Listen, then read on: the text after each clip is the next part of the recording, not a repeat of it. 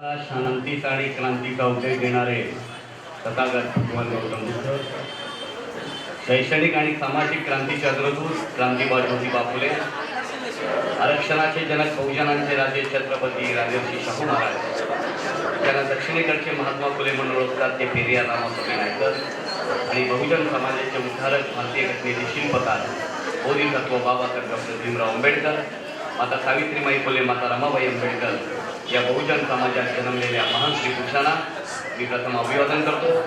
आणि आज आपण भारताचा संविधान गौरव दिन आज आपण इथे साजरा करतोय.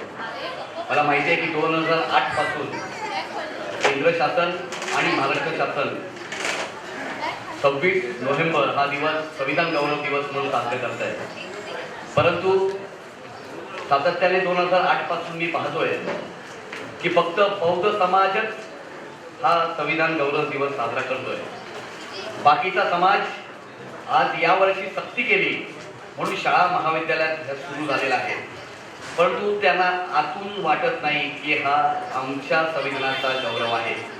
आणि म्हणून इथून पुढे बौद्धांनी हा संविधान दिवस ज्या पद्धतीने 15 ऑगस्ट साजरा होतो, ज्या पद्धतीने 26 जानेवारी प्रजासत्ताक दिन म्हणून साजरा होतो, तसा आता इथून पुढे 26 नोव्हेंबर हा संविधान गौरव दिवस संपूर्ण भारतभर मोठ्या प्रमाणात साजरे करण्याची आवश्यकता आहे.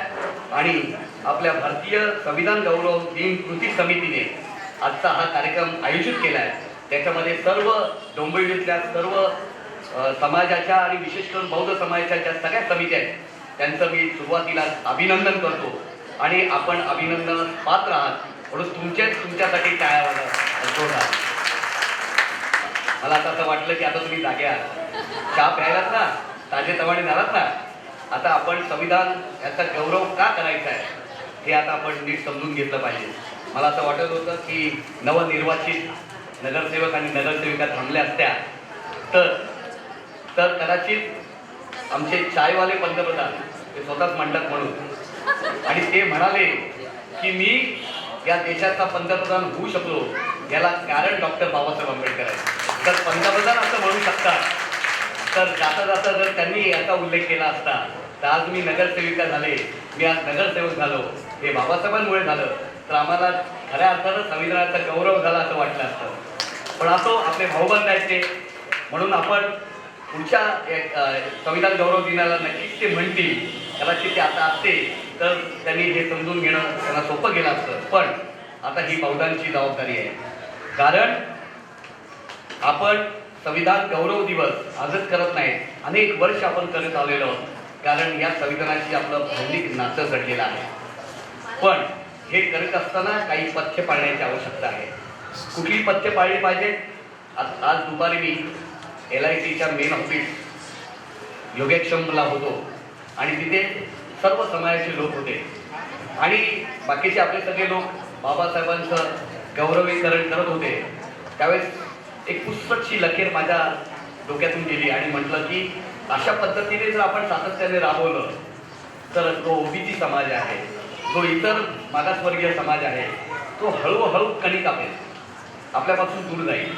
मग आता हे कसं सांगितलं पाहिजे? संविधान निर्मिती कशी झाली हे कसं सांगितलं पाहिजे? तर मी तुमच्यासमोर काही मुद्दे ठेवणार आहे. अतिशय कमी वेळात सागर घागरमध्ये कोंबण्याचा मी प्रयत्न करणार आहे आणि मी क्लिष्ट होईल असं कलमही वाचून दाखवणार नाही आहे. मी तुम्हाला संविधानाची निर्मिती कशी झाली याची पार्श्वभूमी आधी सांगणार आहे. म्हणजे पहिला माझा मुद्दा असणार आहे संविधानाची पार्श्वभूमी, दुसरा माझा मुद्दा असणार आहे की संविधान निर्मिती कशी झाली, तिसरा माझा मुद्दा असणार आहे काय संविधानाने भारताच्या प्रगतीला योगदान मिळालेलं आहे का, आणि माझा चौथा मुद्दा असणार आहे आज भारताचं येणाऱ्या काळात भवितव्य काय असेल. या 4 टप्प्यात मी संविधानाची मांडणी करत असताना मी तुम्हाला जाणीवपूर्वक एक गोष्ट सांगतोय की जरा मागे आपण गेलात तर तुम्हाला कळेल की ब्रिटिश भारतात येण्याआधी 550 संस्थानिक भारतात राज्य करत होते. म्हणजे भारतात किती राजे होते गाडे सर? 550 राजे होते.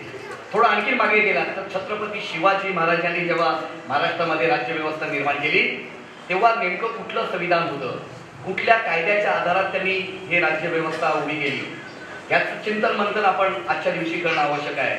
थोडं आणखी मागे गेलं तर भारताचा लिखित इतिहास हा 5,000 वर्षाचा इतिहास आहे. या 5,000 वर्षाच्या इतिहासामध्ये जर सुरुवातीचे आर्य ब्राह्मण भारतात येण्याआधीचा जो 1,000-1,500 वर्षाचा कालखंड आहे, त्या 1,000-1,500 कालखंडामध्ये भारतामध्ये मातृसत्ताक संस्कृती होती.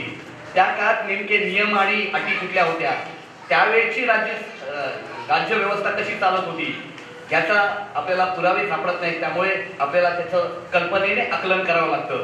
पण ज्यावेळेस इथे वेदांची निर्मिती झाली आणि वेदांवरती आधारित राज्यव्यवस्था निर्माण झाली, ज्यावेळेस वैदिक राजे राज्य करत होते, तेव्हा ते वेद, स्मृती आणि त्यांच्या हिंदू धर्मग्रंथांप्रमाणे, ब्राह्मणी धर्मग्रंथाप्रमाणे तिथले राजे राज्य करत होते. पण ज्यावेळेस सूत्रसंचालकांनी त्याचा उल्लेख केला की सम्राट अशोकाचा कालखंड आला, ज्यावेळेस कनिष्काचा कालखंड आला, ज्यावेळेस हर्षवर्धनाचा कालखंड आला आणि हे सगळे बौद्ध राजे होते, त्या काळात नेमकी कुठली घटना राज्य करत होती, कुठली घटना राज्य करत होती.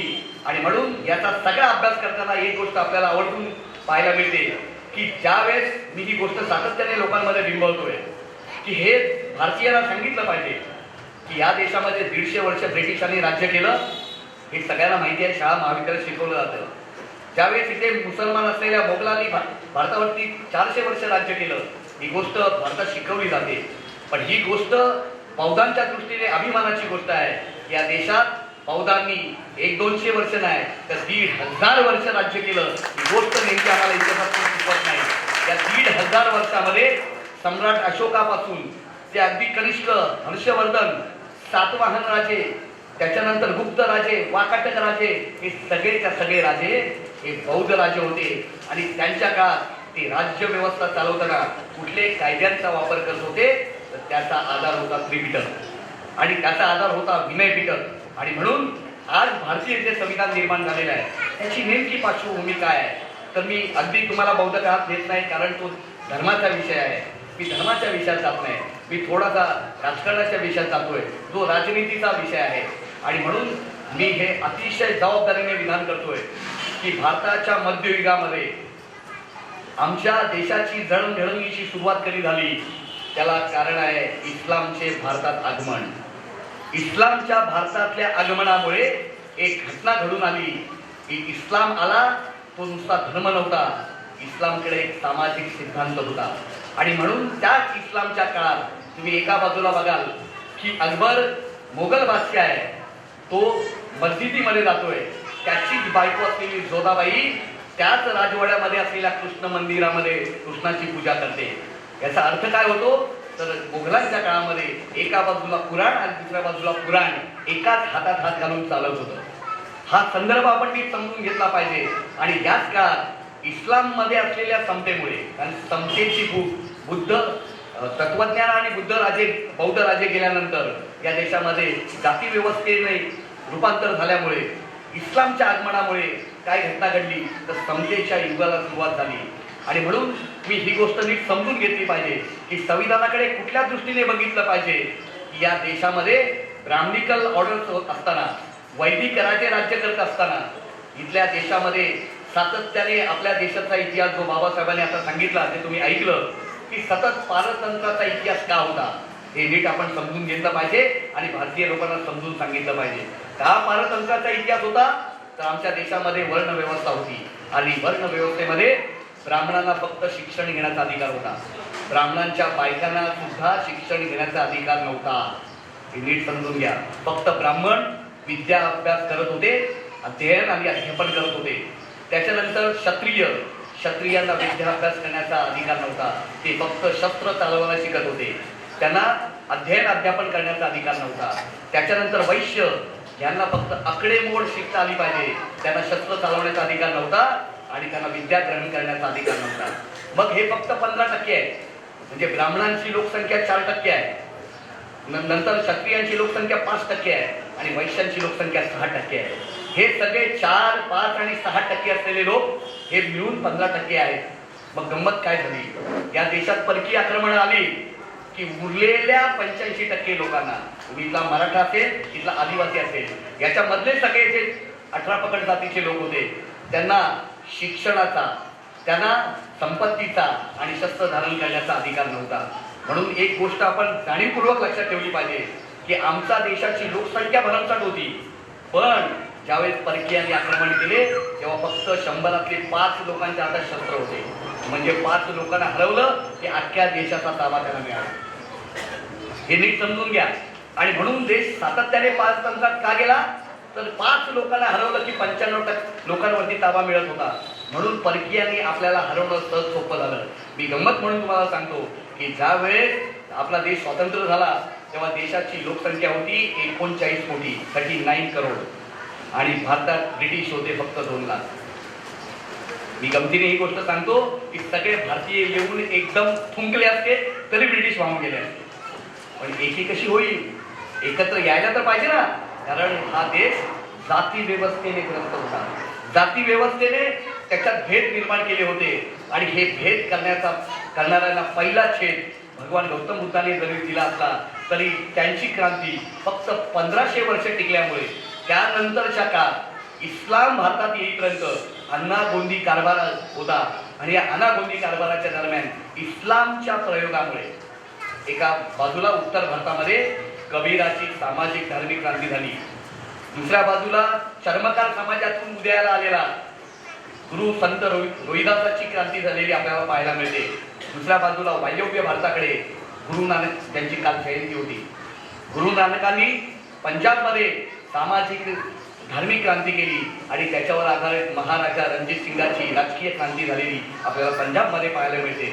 म्हणून आज तुम्ही बघा, बाबासाहेबांची जयंती भारतात जेवढ्या आर्थिकदृष्ट्या खर्चिक होते त्याच्या दुप्पट तिप्पट खर्च जयंतीमध्ये कॅनडामध्ये होते. कॅनडामध्ये कोण गेलेला आहे? तुमचे सगळे पंजाबमध्ये तुमचे भाऊ, तुमच्या रक्तामासाचे दलित भाऊ जे कॅनडामध्ये गेले. कॅनडामध्ये बाबासाहेबांची जयंती इतक्या मोठ्या प्रमाणात होते, करोडो रुपये ते खर्च करतात. हे सगळं कशामुळे झालं तर पंजाबमध्ये शिखांची जी सामाजिक धार्मिक घुसळण झाली त्याच्यातून महाराजा रणजित सिंग नावाचा राजा उदयाला आला आणि तिकडे सामाजिक धार्मिक क्रांतीमुळे राजनीतिक क्रांती होऊ शकली. त्याच दरम्यान महाराष्ट्रामध्ये आपल्याला पाहायला मिळतं की महाराष्ट्रामध्ये जो शिंपी म्हणजे शूद्र समाजात जन्मलेला नामदेव याने इथे भागवत धर्माची मूर्तमेढ रोवली आणि ती पंजाबपर्यंत नेऊन गुमान ती गेल्या वर्षी मराठी संमेलन झालं तर पंजाबपर्यंत पोहोचवली आणि तिथे जाऊन हा मानवतावादाचा संदेश दिला. ही सगळी घुसळण होत असताना आपल्याला ही गोष्ट लक्षात आली पाहिजे की या सगळ्या नामदेव ते तुकाराम हे 13वे शतक ते 17व्या शतकापर्यंत जी धार्मिक आणि सामाजिक घुसळण झाली आणि त्या दरम्यान सर्व जाती धर्माचे संत निर्माण झाले. त्या संतांचं आंदोलन आता आपण वेगळ्या दृष्टीने पाहण्याची आवश्यकता आहे, कारण हा सामाजिक आणि धार्मिक विद्रोह होता. म्हणून सगळ्या जातीतले संत निर्माण झाले. नरहरी सोनार, सावता माळी, गोरा कोंबार, चोखा महार हे सगळ्या जातीतले संत ही सामाजिक विद्रोहाची बीज. उस डोंगा परी रस नाही डोंगा, का भुलला ती वरिलया रंगा, अशा पद्धतीने विद्रोही गाणी, ज्या पद्धतीने मायकल जॅक्सनने निग्रोंची विद्रोही गाणी गायली तशाच पद्धतीने आमचा चोखा मिळा त्या काळात अशा पद्धतीने विद्रोही गाणी गात होता. आणि त्याच दरम्यान नरहरी सोनार, सावता माळी हे सगळे वेगवेगळ्या जातीतले संत या पद्धतीने काम करत होते. तसं मगाशी सूत्रसंत यांनी मला तर गाडी सरांनी सांगितलं की हेमाद्री पंताने चक्रधर स्वामींचा जो चंद्रकार समाजाचा जो अनुयायी होता, ज्याने मानवतावादी संदेश जत्रेमध्ये दिला, तर त्या ब्राह्मणाने उचलून त्याला चुनखडीत टाकलं आणि भाजून मारलं. एक कशामुळे होत होतं तर एक सांबार समाजाचा माणूस चक्रधर स्वामींचा बुद्धाचा मानवतावादी संदेश त्यावेळेस लोकांना सांगत होता. ही प्रेरणा त्या काळात बुद्धाचा प्रभाव घेऊन निर्माण झालेले हे सगळे पंथ यांना मी हिंदू पंथ म्हणून अजिबात समजत नाही. मग लिंगायत जो पंथ आहे बसवेश्वरांचा, तो लिंगायत पंथ असेल, नाथ पंथ असेल, महानुभाव पंथ आहे, हे सगळेच्या सगळे हे बुद्धिझमला मानणारे पंथ होते आणि याचे सगळे पुरावे आज आपल्याकडे आहेत. त्यामुळे मी जाहीरपणे बोलण्याचं विधान करतोय. त्याला तुम्ही हिंदू धर्माच्या परिसीमेमध्ये बांधता कामा नये आणि म्हणून याचा नव्यानं अभ्यास करण्याची आवश्यकता आहे. आणि हे सगळं पाहत असताना आपण आता याची जाणीव ठेवली पाहिजे की ही सगळी घुसळण कुणाच्या कामी आली? छत्रपती शिवाजी महाराजांच्या. आणि म्हणून शिवाजी महाराजांची लढाई ही आता शिवसैनिकांना सुद्धा सांगण्याची गरज आहे की नेमकी ती लढाई कुठली होती, ती नीट अभ्यासण्याची आवश्यकता आहे. कारण शिवाजी महाराजांची लढाई ही धार्मिक लढाई नव्हती, जर शिवाजी महाराजांची लढाई धार्मिक लढाई असती तर शिवाजी महाराजांच्या सैन्यात 35% सैनिक हे मुसलमान नसते. 800 पठाणांची फौज शिवाजी महाराजांच्या सैन्यात सामील झाली होती. शिवाजी महाराजांच्या तोफखान्याचा प्रमुख दौलत खान नसता आणि आग्र्यावरनं जेव्हा सुटका झाली शिवाजी महाराजांची, त्यांनी सुटका करून घेतली, तेव्हा शिवाजी महाराज म्हणून जो झोपला आणि त्याला पकडला गेला, त्याला देहांतीची शिक्षा कदाचित होऊ शकली असती. तो पकडला गेला, तो माणूस मदारी मेहतर नावाचा दलित मुसलमान होता. अरे मुसलमान माणूस शिवाजी महाराजांसाठी बलिदान द्यायला तयार होतो. काय शिवाजी महाराजांची लढाई ही हिंदुत्वाची लढाई होती का? आणि म्हणून इथे अनेक तरुण बसलेले आहेत, त्यांनी हे सगळं समजून घेण्याची आवश्यकता आहे की हे काय नेमकं होतं. मी हा विषय का छेडतोय? कारण संविधानाच्या निर्मितीमध्ये शिवाजी महाराजांचं योगदान काय हे आता ओबीसी लोकांना समजून सांगण्याची आवश्यकता आहे. कारण आपण काय सांगतो, बाबासाहेब बाबासाहेब बाबासाहेब म्हटलं की हे सगळे गायब होतात. त्यांना हे सांगितलं पाहिजे की अरे तुमच्याही पूर्वजांचं काहीतरी योगदान आहे. मग ते नेमकं योगदान काय हे मी तुम्हाला आता सांगू इच्छितो. शिवाजी महाराजांबद्दल आपण का अभिमान बाळगायला पाहिजे? शिवाजी महाराजांना आपण का समजून घेतलं पाहिजे? कारण शिवाजी महाराजांची लढाई मी आधीच सांगितलं की खचितच निजामाशी झालेली आहे, आदिलशाची झालेली आहे, मोगलांची झालेली आहे. पण इतिहासात आपल्याला ही गोष्ट सांगितली जात नाही की शिवाजी महाराज जावळीच्या मोऱ्यांशी लढले, शिवाजी महाराज कुडाच्या लखमा सावंतशी लढले, शिवाजी महाराज घोरपड्यांशी, मोहित्यांशी, निंबाळकरांशी, हे जे मराठी सरदार शिवाजी महाराजांच्या विरोधात होते त्यांच्या विरोधात शिवाजी महाराज लढले, त्या हिंदूंच्या विरोधात लढले. तेव्हा मग शिवाजी महाराजांची लढाई कुठल्या धर्माची होती याचाही लेखाजोखा आता आपण लोकांसमोर ठेवला पाहिजे. मग शिवाजी महाराजांचे आध्यात्मिक गुरु कोण होते? मी डोंबिवलीमध्ये बोलतोय याचं भान आहे मला. शिवाजी महाराजांचे आध्यात्मिक गुरु हे संत शिरोमणी तुकाराम महाराज होते. आता तुकाराम महाराजांची पिरियड चालू आहे, आवडून तुम्ही बघा. शिवाजी महाराजांची एंट्री झालेली आहे आणि हे सांगा, लोकांना बघायला लावा. कारण ज्या समर्थ रामदासाची शिवाजी महाराजांची भेट सुद्धा झालेली नाही, त्याला नजीकच्या काळात 100-125 वर्ष जागरण करत या लोकांनी शिवाजी महाराजांचा आध्यात्मिक गुरु बनवला होता. पण आता नव्यानं आपली पिढी जी वाचते, नवे पुरावे ढांडवतोय आपण, तेव्हा आपल्याला नव्यानं लक्षात येतंय की अरे एकही भेट झालेली नाही तरी त्याला गुरु बनवला.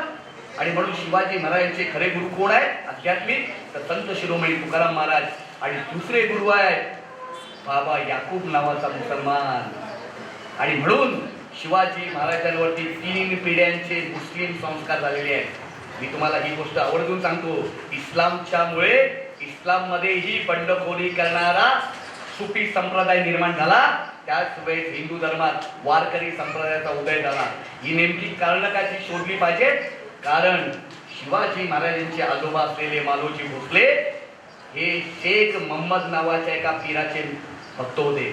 आजही तुम्ही अहमदनगरमध्ये शेख मोहम्मदाच्या वरती छत्री बांधण्याचं काम मालोजी भोसलेने केलं आणि आपल्या मुलांची नावं त्यांनी मुस्लिम पद्धतीने ठेवली. सांगा मला, शहाजी हे हिंदू नाव आहे का? कदाचित हे तुम्हाला पटणार नसेल. सयाजी नाही म्हणत आहे, शहाजी. शहा हे मुस्लिम नाव आहे. नाही कळत तर पुढचं नाव सांगतो. शिवाजीच्या काकाचं नाव होतं शरीफजी. शरीफ नाव काय? नवाज शरीफ. 3 पिढ्यांचे संस्कार. शिवाजी महाराजांचा पहिराव बघा. शहाजी राजांची राजमुद्रा सापडली आहे, ती फारसी भाषेत आहे, जी मोगलांची मातृभाषा आहे. जिजामातेची राजमुद्रा ती फारसी भाषेत आहे. शिवाजी महाराजांची राजमुद्रा ही प्राकृत भाषेत आहे. आणि माझ्यासमोर संगीतकार बसलेले आहेत. ती जी काय आहे ती वाचत की तुम्हाला कळेल की ती धम्मपदाची गाथा आहे. चंद्रकलेप्रमाणे वाढत जावं, आशीर्वाद गाथा आहे. आणि म्हणून हे नव्यानं समजून घेण्याची आवश्यकता आहे. शिवाजी महाराजांची लढाई नेमकी काय होती आणि शिवाजी महाराजांचं संविधानात नेमकं योगदान काय? काय योगदान आहे? का शिवाजी महाराजांचा आम्ही उदो करतोय? याचं नंबर 1चं कारण, इथल्या ब्राह्मणी व्यवस्थेने आमच्याकडून 3 गोष्टी नाकारल्या. मराठा ते आदिवासी या सगळ्या समाजाकडनं 3 गोष्टी नाकारल्या. कुठल्या? शिक्षण, संपत्ती आणि शस्त्र. त्यातलं शिक्षण शिवाजी महाराज आम्हाला देऊ शकले नाहीत, कारण आमची बौद्ध विद्यापीठं तोपर्यंत नष्ट झाली. शिवाजी महाराज आम्हाला संपत्ती देऊ शकले नाहीत, कारण तेच एका सरजामदाराचे पुत्र होते आणि त्याची तुटपुंजी संपत्ती होती. आणि म्हणून ते संपत्ती देऊ शकले नाहीत. पण शिवाजी महाराजांनी आमच्या हातात एक गोष्ट केली आणि मनुस्मृतीचा कायदा तोडला. तो कुठली तर इथल्या ब्राह्मणिकल व्यवस्थेने आणि मनुस्मृतीने इथल्या शूद्र अतिशूद्र मराठ्यापासून आदिवासीपर्यंत सर्व समाजाच्या हातातून जे शस्त्र नाकारले ते शस्त्र भारतात पहिल्यांदा कुणी आमच्या हातात दिले असतील, 18 पकड जातीच्या हातात कुणी दिले असतील तर त्याचं नाव आहे छत्रपती शिवाजी महाराज. म्हणून शिवाजी महाराजांना शस्त्र हातात दिले. इथल्या मान सांबार रामोशी बुरुड म्हैतर कुणबी भंडारी तेली माळी सुतार लोहार कुंभार यांच्या हातात तलवार दिली आणि झोड धर्माच्या विरुद्ध लढायला शिकवलं. ही क्रांती महाराष्ट्रात कुणी केली असेल त्याचं नाव आहे छत्रपती शिवाजी महाराज. आणि म्हणून ही लढाई आपण नीट समजून घेतली पाहिजे. शिवाजी महाराजांनी आमच्या हातात शस्त्र दिलं. शिवाजी महाराज यांचा 3 एप्रिल 1680 मृत्यू झाला. ही घटना नीट समजून घ्या. 1630 शिवाजी महाराज 1680 शिवाजी महाराज जातात वयाच्या 50व्या वर्षी. त्याच्यानंतर आपण बघतोय की 9 वर्षाने संभाजी महाराजांचा मृत्यू होतो वयाच्या 35व्या वर्षी. त्यानंतर 11-12 वर्षांनी वयाच्या 30व्या वर्षी राजाराम महाराजांचा मृत्यू होतो. अवघ्या 20 वर्षात आमचे 3 छत्रपती जातात. तुम्हाला आश्चर्य नाही वाटत त्याचं? अवघ्या 20 वर्षात 3 छत्रपती आमचे जातात आणि पेशवाई येते. पेशवाईने का कुठचा इतिहास पेशव्यांचा आणि आमच्या गळ्यात मडकाने कमरेला झुडू येते. अनन्वित अत्याचार होतात. हा सगळा इतिहास बाळासाहेब ठाकरेंचे वडील माननीय प्रबोधनकार केशव श्रीराम ठाकरे यांनी ग्रामण्यांचा साधंत इतिहास या पुस्तकात डिटेलमध्ये लिहून ठेवलेला आहे. पण झालं काय? जय भवानी जय शिवाजी म्हणतात पण वाचतच नाही. आता त्यांना आपण वाचायची सवय लावली पाहिजे की निदान बाबासाहेब नाही वाचत, घटनाकार नाही वाचत तर प्रबोधनकार तर वाचा. त्यांनी ग्रामण्यांचा साधंत इतिहासामध्ये जी मांडणी केलेली आहे आणि पेशवाईच्या इतिहासाबद्दल कशा पद्धतीने ग्रामण्य केलं जात होतं, शिवाजीलाही या ग्रामण्याने कसं सोडलं नाही, हे सगळं मांडल्यानंतर आपल्याला एक गोष्ट लक्षात येते की पेशव्यांनी जे अनन्वित अत्याचार केले. मला माहिती आहे की महात्मा फुले यांची शिष्य असलेली मातंग समाजाची मुक्ता साळवे यांनी 1855 साली एक निबंध लिहिला. तो निबंधामध्ये ती म्हणते की हे आकाशीच्या बाप्पा आम्हाला सांग की हे पेशवे इमारत बांधताना, पूल बांधताना, एखादा रस्ता बांधताना महार मांगांची आहुती देतात, त्याला कापून टाकतात, त्यांचा पंचनामाही होत नाही. हे आकाशीच्या बाप्पा आम्हाला सांग आमचा खरा धर्म कुठला? त्याला बरोबर 101 वर्षाने बाबासाहेबांनी उत्तर दिलं, तुमचा खरा धर्म कुठला असेल तर तो बौद्ध धर्म आहे. 1956 साली धर्मांतर करून. आणि म्हणून मी 24 सप्टेंबरला रायगडावरती होतो. कोणी बोलवलं होतं मला? मराठा सेवा संघ आणि संभाजी ब्रिगेड. कुठे? रायगडावरती. शिवाजी महाराजांचं यासन होतं आणि तिथे सभेत रूपांतर झालं. सभेत रूपांतर झाल्यानंतर मराठा सेवा संघाचे लोक बोलले. त्याच्यामध्ये त्यांनी आणलेला एक इतिहासकार्य होता, त्यांचं नाव गारवटकर. त्यांनी 1.5-2 तास भाषण केलं. उन्ह तापत चाललेली आणि लोक उन्हात तापतायत आणि हा माणूस शिवाजी महाराजांची पत्र वाचून दाखवतोय, शिवाजी महाराजांचा इतिहास सांगतोय. पण ही गोष्ट नेमकी सांगत नाही आहे कुठली की शिवाजी महाराजांनी दुसरा राज्याभिषेक का केला, सांगत नाही ते लोक. कारण त्यांची अडचण आहे ना. पहिला राज्याभिषेक केलेला असताना तो नाकारून शिवाजी महाराज, पहिला राज्याभिषेक 6 जून 1674 झाला. मग दुसरा राज्याभिषेक 110 दिवसांनी पुन्हा 24 सप्टेंबर 1674 शिवाजी महाराजांनी का केला. आणि मग आता शेवटचं भाषण माझं होतं, कारण आपल्याबरोबर 165 लोक होते आणि त्यांच्याबरोबर 15 लोक होते फक्त. कारण आपल्याला जास्त जाणीव असली पाहिजे ना. कारण आम्ही काय शिना हमारा फौलाद है, आंबेडकर की औलाद है ना. रक्ता आंबेडकर आहे पण डोक्यात कुठे आहे? आला पाहिजे ना डोक्यात. म्हणून आता ही गोष्ट लक्षात घ्या की संविधानाला डोक्यावर घेऊ नका, डोक्यात घ्या. संविधानाला पुढे घ्यायचं आहे, डोक्यावर नाही. पूजा नाही करायची, नाही तर त्याची पण मनस्फूर्ती होईल. काय करायला पाहिजे? वाचलं पाहिजे ना आम्ही, है ना. पूजा केली तर काय होईल? थोडी धर्मग्रंथ आहे. पण ते समजून घेतलं तर पुढची क्रांती आपल्याला निर्माण करता येईल. मी काय सांगितलं तिथे, मी बोलायला उभा राहिलो तर त्यांनी असं बघितलं माझ्याकडे की आता हे पोरगं माझ्यासमोर काय बोलणार. आणि मग मी सुरू केलं आणि काय बोललो, आमच्या बरोबर जे लोक आलेले आहेत ना त्यांच्या खांद्यावरती झेंडा आहे. कुठला? पंचरंगी. आणि कुठे गेलो आम्ही पंचरंगी झेंडा घेऊन? रायगडावरती. तर आणि तिथे आम्ही सांगितलं की आमच्या खांद्यावर झेंडा आहे आणि आमच्या डोक्यामध्ये आमचा अजेंडा आहे. तो घेऊन आलो इथे. काय अजेंडा आहे? की आम्ही हा प्रश्न विचारतो तुम्हाला की 24 सप्टेंबरला शिवाजी महाराजांनी दुसरा राज्याभिषेक का केला आणि जो राज्याभिषेक केला तो राज्याभिषेक कसा झाला सांगा. तुमच्याने सांगता येत नसेल तर आम्ही सांगतो, कारण आमची आता येणारी पिढी वाचते ना. आम्ही बाबासाहेबांना डोक्यावर नाही घेत, आता डोक्यात घेतोय, वाचतोय, समजून घेतोय, सगळे संदर्भ गोळा करतोय आणि भावनिकतेने मांडत नाहीये, पुराव्याने मांडतोय. आमच्याकडे पुरावे आहेत आणि तो पुरावे काय? तुमच्याच लोकांचे पुरावे. रियासतकार सरदेसाईंनी मांडलेले, वासी बेंद्रेंनी मांडलेले, मामा देशमुखांनी मांडलेले, प्राच्य विद्या पंडित काँग्रेस शरद पाटलांनी मांडलेले. कारण बौद्धांचं ऐकायचं असं ओबीसीनी ठरवलेलं आहे.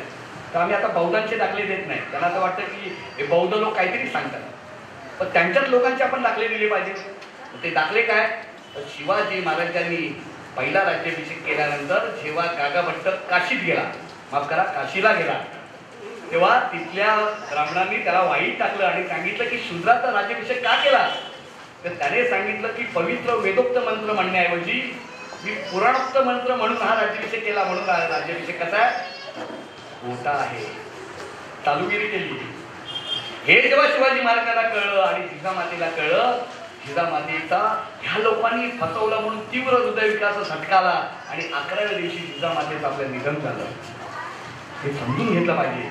मग शिवाजी महाराजांनी या राज्याभिषेकानंतर 110 वर्षांनी 10 दिवसांनी 110 दिवसांनी पुन्हा राज्याभिषेक केला. हा राज्याभिषेक केला शाक्य पंथानुसार. मी दारोडकरांना विचारलं, सर शाक्य राज्याभिषेक झाला हो, शाक्य शब्द आला कुठून सांगा. तो पंथ आहे की धर्म आहे? धर्म आहे तर धर्माचा धर्म संस्थापक पाहिजे. तो जर पंथ आहे तो नेमका पंथ आणि त्या शब्दाची उत्पत्ती सांगा. नाही सांगता आलं, कारण मी पालीचा माणूस आहे, पण मी उत्पत्ती शोधू शकतो ना. आणि मग उत्पत्ती काय? तर बुद्धाचा गण कुठून आला? काय गण होता? शाक्य गण. तुम्ही वाचलं ना, गणराज्य निर्माण करायचं आहे. ज्ञानपाची मेघ मारून ठेवले बाबासाहेबांनी. कधी होते गणराज्य? बुद्धाच्या काळात. समजतंय ना मी काय म्हणतोय ते? हा, जागे आहात ना तुम्ही? हा, तर गणराज्य निर्माण करायला सांगितलंय. गणराज्य कधी होतं? बुद्धाच्या काळात. आणि म्हणून गणपती, गणनायक, विनायक ही सगळी बुद्धाची नावं आहे. आणि म्हणून लेण्यांमध्ये हत्ती आहे. हत्ती हे बुद्धाचं प्रतीक आहे. हे सगळं नीट समजून घेतलं पाहिजे. पण तो आजचा विषय नाही. कधीतरी धम्मावरती बोलवा मग सांगू. आता संविधान आहे, मी विषय विचारलो नाही, तर तुम्ही म्हणाल अरे वाक्ता विषयच विसरला की काय? विषयावरती येतोय मी, पण ही सगळी पार्श्वभूमी नीट समजून घेतली पाहिजे. कमी वेळात मला हे सगळं मांडायचं आहे, कारण तुमचा टायमिंग पण संपत आलेला आहे. सागर घागरमध्ये कोंबायचं आहे पटापट. तर मी हेच सांगतोय तुम्हाला, घड्याळाकडे पण लक्ष आहे माझं. तर शिवाजी महाराजांनी दुसरा राज्याभिषेक केला तो शाक्य पंथानुसार. हा शाक्य पंथ जो आहे तो शाक्य शब्दापासून बनला, त्याचा अपभ्रंश आहे. आणि वाघो आपटे नावाच्या एका ब्राह्मणाने बौद्ध पर्व नावाचं पुस्तक लिहिलंय. त्याच्यात सांगितलंय की हा वज्रयानाचा पंथ आहे. आणि त्याची दीक्षा 24 सप्टेंबर 1674ला शिवाजी महाराजांनी घेतली. त्यावेळेस विधी करताना त्यांनी चक्रपूजा केली. ही चक्रपूजा ही नेमकी कुठल्या चक्राची पूजा होती? जे आता तुमच्या धम्मध्वजावरती राष्ट्रध्वजावरती पडतंय ती चक्र, त्या चक्राची पूजा केली. आणि म्हणून शिवाजी महाराज आम्हाला परमवंदनीय आहेत. पण मला तुम्हाला ही गोष्ट सांगायची आहे की 20 वर्षात आमचे 3 छत्रपती जातात आणि शिवाजी महाराजांचा वंशज असलेला प्रतापराव भोसले याला पेशव्यांनी कैदेत टाकून त्याला शिकू दिला नाही. आणि त्यावेळेस एक संधी आली. कुठली? की एल्फिस्टन नावाचं कॉलेज जिथे बाबासाहेबांनी BA केलं आणि रेल्वे स्टेशन आहे एल्फिस्टन. एल्फिस्टन जेव्हा मुंबई रेसिडेन्सीचा गव्हर्नर झाला त्यावेळी त्यांनी सैन्य भरती सुरू केली. सैन्य भरती सुरू केल्यावर त्याने चॉन्ड्रसच्या नेतृत्वाखाली सैन्य भरती सुरू झाली. त्यावेळेस आमच्या लोकांना पाचारण केलं आणि त्यावेळेस आपले लोक त्यांना सामील होण्याआधी पेशव्यांकडे गेले आणि पेशव्यांना सांगितलं की आम्ही तुमच्या सैन्यात तुमच्या बाजूने लढू इच्छितो. तुम्ही आम्हाला एक अट आहे आमची की आम्हाला माणुसकीचे साधे हक्क अधिकार द्या. काय बोलला बापू गोखले? सुईच्या अग्रावर मावेल इतकेही हक्क अधिकार मी तुम्हाला देणार नाही. तो आमचा नेता आठवले साहेब होते का, बाळासाहेब आंबेडकर होते का, तो सिद्धनाथ मात्र होता. काय म्हणाला, बघून घेईल. आणि तो पुढेकडे गेला सॉन्डर्सकडे. त्याच्या नेतृत्वाखाली काही कुणबी, काही मुसलमान, काही मातंग, सगळेच महार नव्हते, पण नेतृत्व कोणाचं होतं, महाराजांचं. 500 लोक होते, समोर 28,000 सैनिक. घनघोर लढाई झाली. आणि त्यावेळेस सिद्धनाथ महाराजांनी काय सांगितलं असेल, हजारो वर्ष अपमानित जीवन जगतो आपण, आया बहिणीच्या वरती अत्याचार होत आहेत, बदला घ्यायची हीच संधी आहे. आणि मग घनघोर लढाई झाली. आणि मी नेहमी सांगतो भाषणात की एका माणसाने तब्बल 56 लोकांना कापला. आणि म्हणून ती म्हण पडली ना, आणि तुझ्यासारखे 56 बघितले मी. तर ही जी म्हण पडली ना ती तेव्हा पडली. हा इतिहास जाणीवपूर्वक आपल्या मुलांना आणि भारतीय लोकांना सांगा, कारण भारताच्या इतिहासाला कलाटणी देणारी ही घटना आहे. आणि या घटनेमुळे काय झालं, इथे ज्यांनी आमची शिवशाही बुडवून पेशवाई आणली, त्यांची पेशवाई आमच्या महार सैनिकांनी बुडवली. आणि शिवाजी महाराजांचा वंशज असलेला प्रतापराव भोसले याला आम्ही गादीवर बसवला.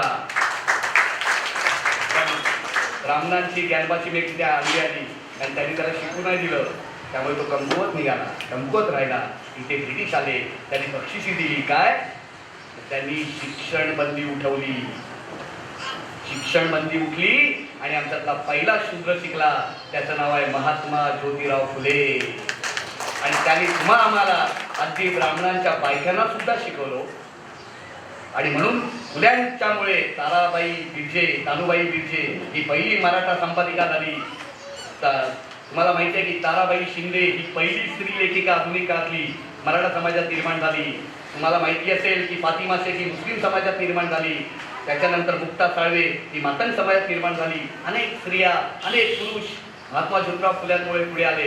आणि म्हणून ही गोष्ट नीट समजून घेतली पाहिजे की ब्राह्मणिकल ऑर्डरने, इथल्या मनुवादी व्यवस्थेने आमच्याकडनं ज्या 3 गोष्टी नाकारल्या, त्यातले शस्त्र शिवाजी महाराजांनी दिले, शिक्षण आम्हाला महात्मा ज्योतिराव फुलेंनी दिलं, आणि संपत्तीच्या वाटा आरक्षणाच्या माध्यमातून राजर्षी छत्रपती शाहू महाराजांनी आम्हाला उपलब्ध करून दिल्या.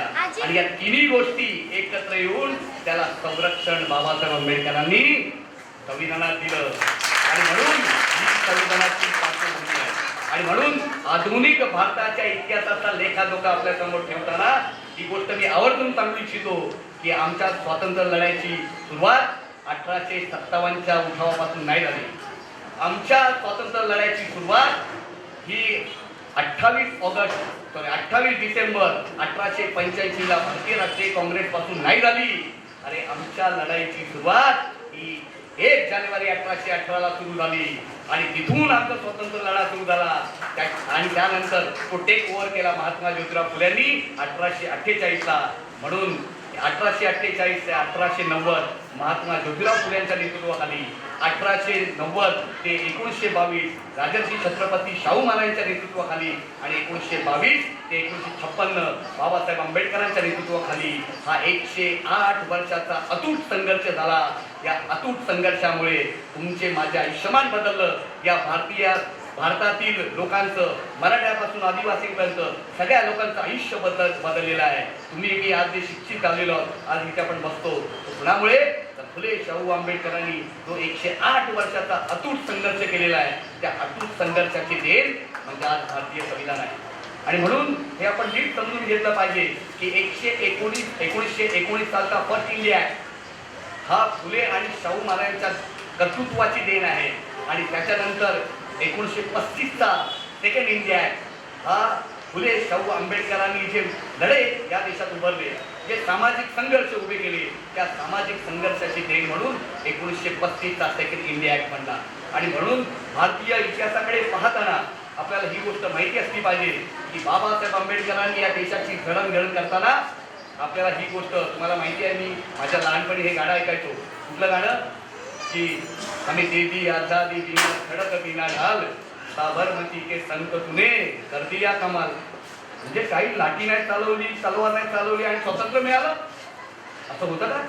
स्वातंत्र्यासाठी संघर्ष करावा लागतो, लढाई लढावी लागते. आणि म्हणून ही लढाई आपण समजून घेतली पाहिजे.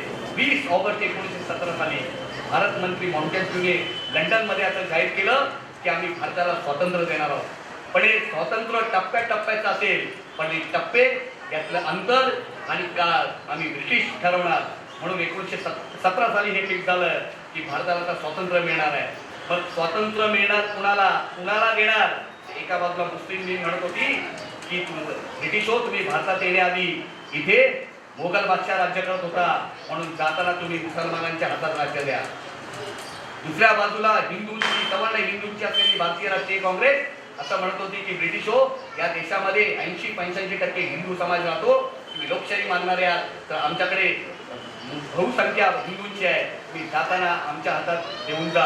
आणि त्यावेळेस बाबासाहेब नुकतेच मोठ्या पदव्या घेऊन भारतात आले होते आणि बाबासाहेब विचार करत होते की ज्यांच्या पारतंत्र्यात आम्ही पाता सुद्धा ऐकू शकत नाही, तर स्वातंत्र्यामध्ये त्यांच्या लाथा खाव्या लागतील. म्हणून बाबासाहेब आंबेडकरांनी आपलं नेतृत्व उभं केलं. ते नेतृत्व सुरुवातीला शेड्यूल कास्ट होतं, पुढे ते SC ST OBC बनलं आणि बाबासाहेबांनी ही लढाई सुरू केली.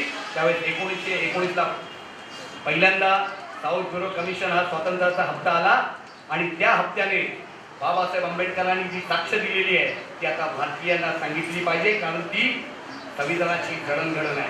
कारण त्यावेळेस बाबासाहेब आंबेडकरांनी त्यावेळेचे मतदारसंघ कसे असावेत आणि मतदान कुणाला करावं याची मांडणी करताना बाबासाहेब म्हणाले की या देशातल्या प्रत्येक नागरिकाला मताचा अधिकार असलाच पाहिजे.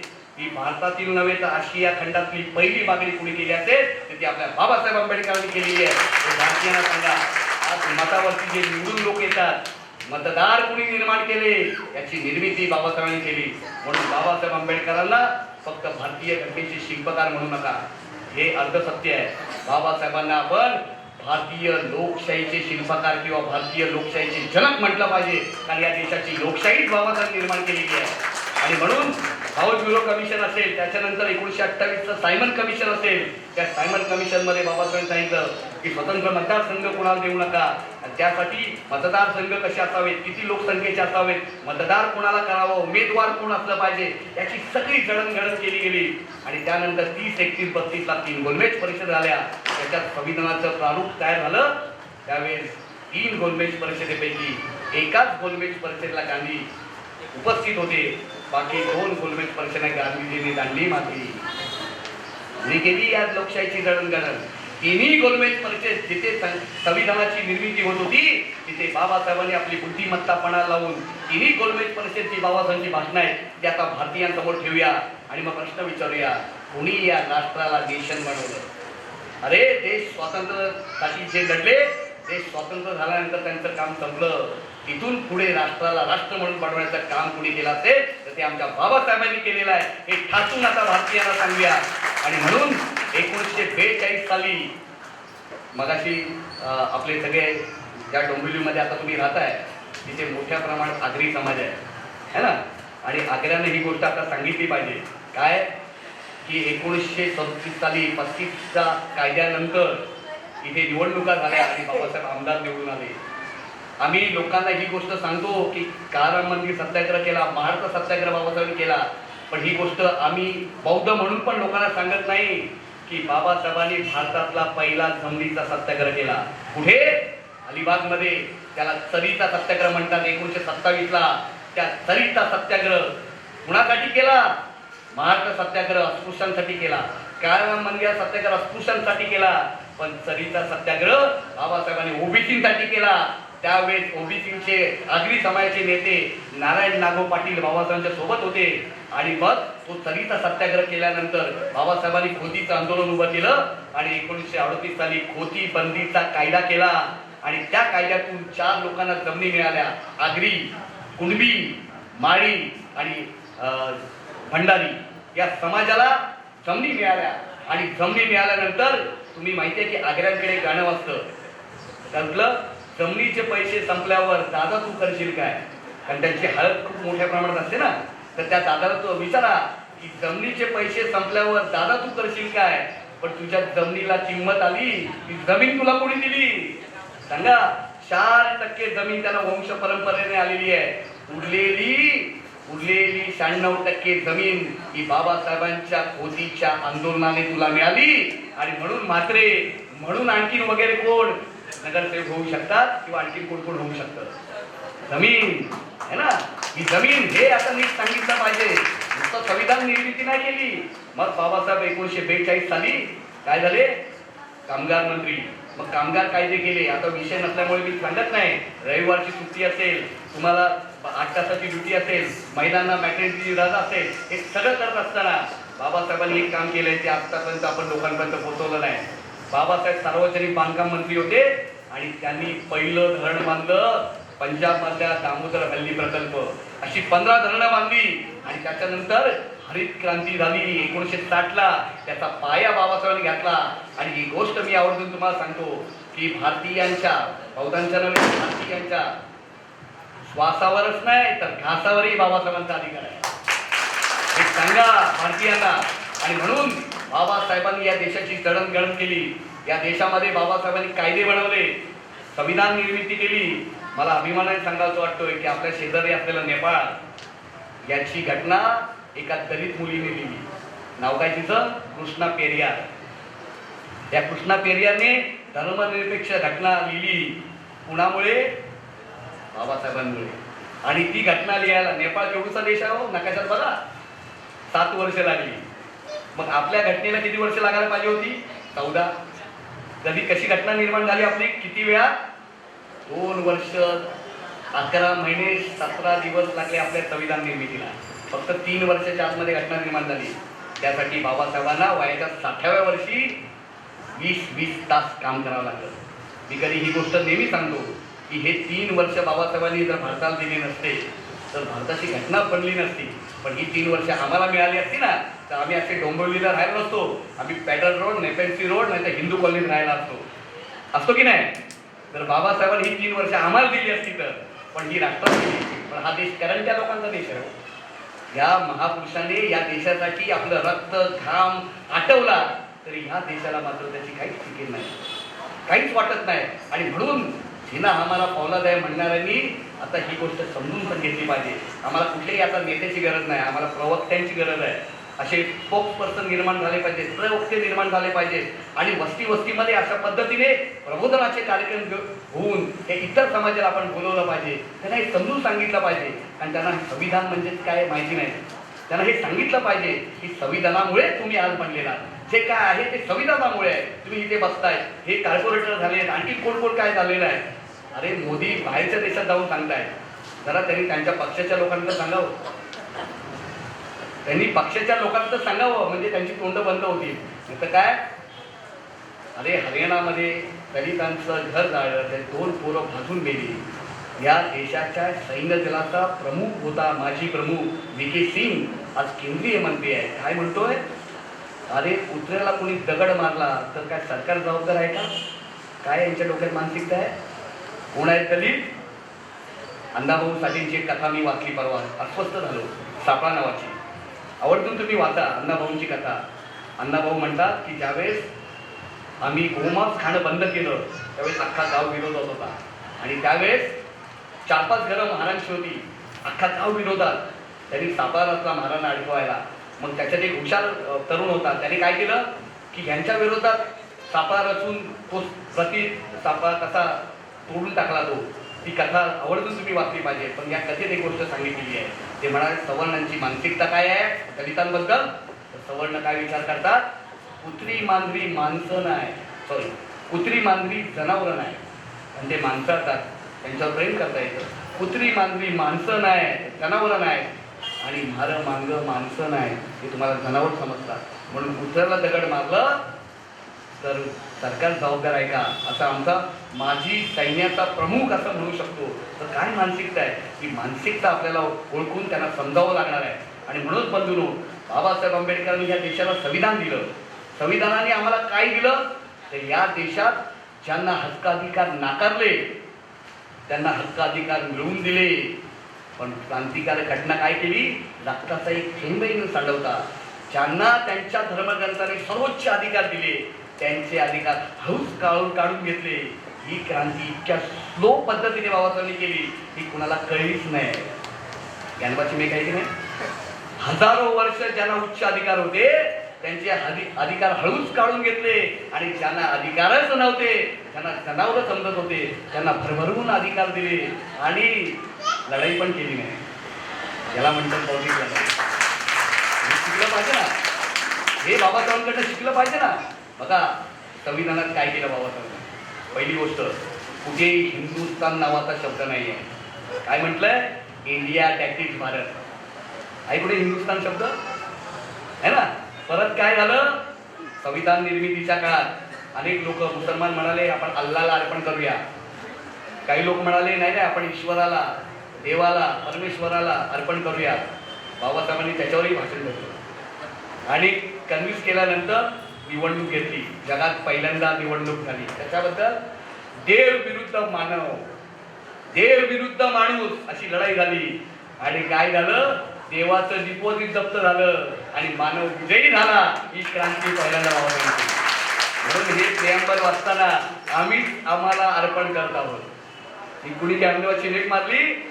बाबासाहेबांनी. है ना, करून ठेवलं की नाही सगळं. पुढे आहे ते ईश्वर परमेश्वराचा उल्लेख. काय म्हटलंय? हे भारतीय संविधान आम्हीच आम्हाला अर्पण करतोय. म्हणून मी सुरुवातीला तुम्हाला त्या वाजवायला काय सांगितलं, कारण आपण आपलं अभिनंदन केलं पाहिजे. लोक करतीलच हो, पण आपला आत्मविश्वास वाढवण्यासाठी आपण आपलं अभिनंदन करायला पाहिजे. आणि म्हणून बाबासाहेबांनी हे कष्ट घेतले. कशामुळे झालं हे? कारण जर ब्रिटिश सोबत नसते तर घटना समितीत जाणंही बाबासाहेबांना कठीण होतं. माहिती आहे का तुम्हाला? बाबासाहेब म्हणाले घटना समिती मी कुठून जाईल, तर महाराष्ट्रात निवडून येण्याचे चान्सेसच नाही. कुठून निवडून गेले? पूर्व बंगालमधून, खुलना आणि जयसूर. बाबासाहेब निवडून आले त्यावेळी वल्लभभाई पटेल, ज्याचा पंतप्रधान आता पुतळा बांधणार आहेत ना, ते काय म्हणाले की आंबेडकर कसे निवडून येतात मी बघतो. मी दरवाजे नाही तर खिडक्या पण बंद केल्या आहेत पार्लमेंटच्या. मग बाबासाहेब खिडक्यातून दरवाज्यातून नाही गेले. जेव्हा ते निवडून आले तो भाग त्यांनी पाकिस्तानमध्ये टाकला, जो आताचा बांगलादेश. खुलना आणि जयसूरमधून बाबासाहेब निवडून आले आणि बाबासाहेब सांगितलं का पाकिस्तानच्या घटना लिहायला पाकिस्तानमध्ये. बाबासाहेब पाकिस्तानमध्ये नाही गेले, ते डायरेक्ट गाठलं लंडन, है ना. आणि लंडनमध्ये गेल्यानंतर सत्ता बदल झाला होता 45 साली. चर्चिलचं सरकार जाऊन ॲटलीचं सरकार आलं मजूर पक्षाचं, आणि ॲटलीला भेटले आणि ॲटलीला विचारलं की असा माझ्यावर अन्याय होतोय. ॲटलीने काँग्रेसला दम दिला की आंबेडकरांना घटना समितीत तुम्ही निवडून आणलं पाहिजे. आणि म्हणून बॅरिस्टर जयकरला पुण्यातून राजीनामा द्यायला लावला आणि बाबासाहेबांना बिनविरोध पाठवला. आणि मग बाबासाहेबांनी जे भाषण केलेलं आहे ते भाषण आपण आवर्जून तो वाचलं पाहिजे. आज वेळ कमी असल्यामुळे मी ते बोलत नाही, पण मला तुम्हाला ही गोष्ट आवर्जून सांगायची आहे. कुठली? की आजचा दिवस जेवढा महत्त्वाचा आहे तितकाच कालचा दिवस जास्त महत्त्वाचा होता. कालचा दिवस कुठला होता? 25 नोव्हेंबर. कालच्या दिवशी बाबासाहेबांनी जे आज तुम्ही ऐकलं ते भाषण केलं, त्या भाषणात बाबासाहेब जे म्हणाले, काय म्हणाले की आम्ही विसंगतीच्या याच्यात पदार्पण करत आहोत, विसंगतीने भरलेल्या काळात पदार्पण करत आहोत आणि आम्ही एका बाजूला राजकीय समता निर्माण केलेली आहे. कुठली समता? एक माणूस त्याचं एक मत त्याचं एक किंमत, one man one vote, one vote one value, हे निर्माण केलेलं आहे. पण दुसऱ्या बाजूला आपण बघतोय की सामाजिक आणि आर्थिक क्षेत्रात गैरबराबरी आहे. सामाजिक जातीव्यवस्था टिकून आहे आणि गरीब श्रीमंताचा आर्थिक भेद आहे. हे जर लवकर आम्ही मिटवू शकलो नाही तर सामाजिक आणि आर्थिक व्यवस्थेने पिकलेला समाज उठून उभा राहील आणि आम्ही महत्प्रयासाने निर्माण केलेला हा लोकशाहीचा डोलारा मनोरा हे उद्ध्वस्त केल्याशिवाय राहणार नाही. कधी बाबासाहेब म्हणाले 25 नोव्हेंबर 1949 हे देशाला सजग केलेलं आहे. आज मी हा प्रश्न तुम्हाला विचारतो, 2015ला जाती व्यवस्था संपली आहे का? शिर्डीला नुकतंच रिंगटोन वाजली, मजबूत भीमाचा किल्ला, तर त्याला ठेचून मारला. जाती व्यवस्था संपले का? आजही गरीब श्रीमंत भेद वाढत चाललेला आहे. मग बाबासाहेबांनी सजग केलेलं आहे ते आजही पूर्ण झालेलं आहे का? आणि म्हणून बंधू आता आपल्याला ही गोष्ट लक्षात ठेवली पाहिजे. त्यात आता एकच गोष्ट घेऊन मी थांबणार आहे. कृष्णा शिंदे असं म्हणाले, ओबीसी समाजाचे गायक, काय म्हणाले? बाबासाहेबांनी या देशाला मोठी घटना दिलेली आहे. काय म्हणाले ते? अरे कशाच बदलता ही घटना का काढताय तिचे माप, कशाच बदलता ही घटना का काढताय तिचे माप. आणि तो लिहिणारा होता तुमच्या बापाचा बाप, तो लिहिणारा होता तुमच्या बापाचा बाप. कृष्णा शिंदे ओबीसी समाजाचा कवी गायक, तर त्याला हे करू शकतं, मला कधी कळणार. आणि म्हणून अमेरिकेत काही प्रॉब्लेम झाला तर भारतीय घटनेचा आधार घेतला जातो. इंग्लंडमध्ये काही प्रॉब्लेम झाला तर भारतीय घटनेचा आधार घेतला जातो. आणि मी असं पुढे म्हणेन की हे जेव्हा जग एक नेशन होईल, जेव्हा जग एकत्र येईल आणि एक राष्ट्र बनेल जगाचं, तेव्हा त्याचं संविधान कुणाचं असेल तर ते भारतीय संविधान हे जगाचं संविधान होऊ शकतं. नुसतं माणसाचं नाही तर जनावरांचा सुद्धा विचार केलेला आपल्या घटनेमध्ये. आणि म्हणून या घटनेला आपण जतन करणं, ती घटना कायम ठेवणं. ज्या दिवशी घटना या देशातून नष्ट करण्याचा प्रयत्न करतील तो दिवस देशाच्या विघटनाचा दिवस ठरू शकेल. आणि म्हणून आज पाकिस्तान, बांगलादेश, श्रीलंकेमध्ये जो प्रॉब्लेम होतोय तो प्रॉब्लेम आपल्या देशात का होत नाही? आपलं मजबूत असलेलं संविधान, सर्व जाती धर्मांना एकत्र बांधणारं संविधान, हे सगळं कौशल्याने बाबासाहेबांनी तयार केलं आहे. आणि म्हणून मला जाता एकच म्हणायचं आहे की भाषणाच्या वेळेस बाबासाहेब म्हणाले होते की